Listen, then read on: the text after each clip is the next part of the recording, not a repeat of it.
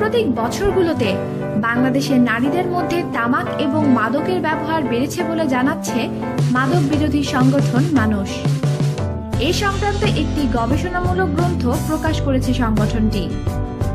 মানুষের সভাপতি ডাক্তার অরূপ রতন চৌধুরী বলেন, বিশ্ব স্বাস্থ্য সংস্থার সর্বশেষ গবেষণায় দেখা যাচ্ছে বাংলাদেশের 15 বয়সোর্ধ্ব 43% মানুষ তামাকে আসক্ত। তামাক গ্রহণকারীদের মধ্যে 29% নারী। 15 থেকে 35 বছর বয়সী নারীদের মধ্যে 15% নারী নানা ধরনের মাদকে আসক্ত বলেও সম্প্রতি গবেষণায় উঠে এসেছে বলে জানান ডাক্তার চৌধুরী। তিনি বলেন, 5 বছর আগেও এই সংখ্যা বেশ খানিকটা কম ছিল। তবে তামাক ব্যবহারকারী নারীদের মধ্যে অধিকাংশই এখনো ধোঁয়াহীন তামাকই ব্যবহার করেন। তবে পরোক্ষভাবেও অনেক নারী তামাকের ধোঁয়ার শিকার হচ্ছেন।